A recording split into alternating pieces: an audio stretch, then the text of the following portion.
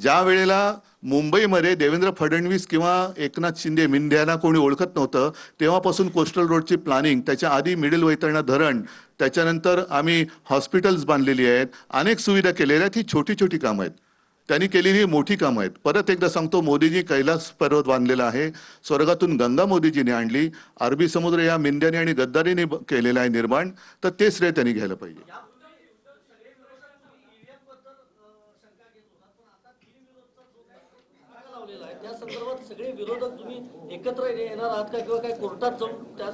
कोर्टात जाऊन काय होणार आहे?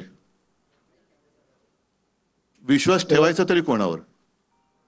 ही प्रक्रिया, म्हणून म्हणतो की निवडणूक आयोगामध्ये दम असेल तर त्यांनी नुसता निर्णय राखून नाही ठेवायचा तो. आणि महत्वाचा मुद्दा म्हणजे अर्ज भरताना ते जे सगळे आरोह होते, त्या आरोहचा टेलिफोनचा रेकॉर्ड काढा.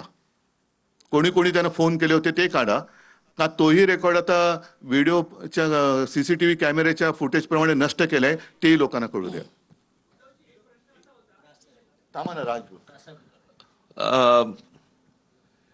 एका गोष्टीची मला असं वाटतं मी आठवण करून देणं खूप गरजेचं आहे, आणि की अशा प्रकारच्या बिनविरोध या स्थानिक स्वराज्य संस्थांच्या निवडणुकांमध्ये बिनविरोध असं पश्चिम बंगालमध्ये झालं होतं. त्या गोष्टींबद्दल कोर्टामध्ये, म्हणजे सुप्रीम कोर्टामध्ये भारतीय जनता पक्ष गेला होता. कळलं का? आता त्या पक्षाचं आत्ताच्या या महाराष्ट्रातल्या गोष्टींबद्दलचं काय म्हणणं आहे हे एकदा तरी सांगावं. म्हणजे पश्चिम बंगालमध्ये तुम्हाला चालत नाहीत आणि महाराष्ट्रामध्ये तुम्ही करतात. मला या सगळ्या गोष्टींमध्ये फक्त एकच सांगायचं आहे आपल्याला सगळ्यांना, आणि त्याही राजकीय पक्षांना पण मला हेच सांगायचं आहे की सत्ता, ह्या सत्तेचा अमरपट्टा घेऊन कोणीच आलेलं नाहीये.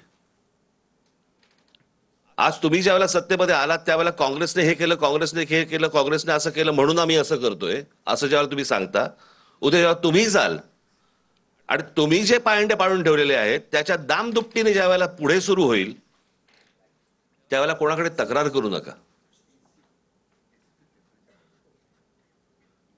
याचं कारण आता आपण जे काय करतो आहोत, तर जर समजा त्यांना वाटत असेल की आम्ही सत्तेतनं कधीच बाजूला होणार नाही आहोत, तर आम्हाला असं वाटतं हा भ्रम त्यांचा दूर झाला पाहिजे. आणि उद्या ज्या वेळेला सत्ता परिवर्तन होईल आणि ज्या वेळेला दुसरे येऊन, ज्या वेळेला याहून वाईट ज्या वेळेला होईल, त्यावेळेला आपण काय करणार आहोत याचा विचार मला असं वाटतं सत्ताधाऱ्यांनी त्या वेळेला करणं गरजेचं असतं. आपण करत असलेली एखादी कृती आपण चुकीचे पायंडे पाडत नाही होत ना, याचं भान मला असं वाटतं राज्यकर्त्यांकडनं सुटलं की मग पुढे काय होतं हे आज आपण पाहतो आहोत. मला असं वाटतं जे राज्यामध्ये लोक आहेत त्यांनी या गोष्टींचा नीट विचार करणं आवश्यक आहे. आपण काय पसरवतोय, आपण काय टाकतोय या राज्यांमध्ये. मी गेले 10 वर्ष, अनेक वर्ष मी तुम्हाला सांगतोय की या महाराष्ट्राचं हे युपी बिहार करतायत. उत्तर प्रदेश बिहारमध्ये ज्या प्रकारचं राजकारण केलं जातंय त्या प्रकारचं राजकारण, महाराष्ट्र हा वेगळा सुसंस्कृत महाराष्ट्र आहे.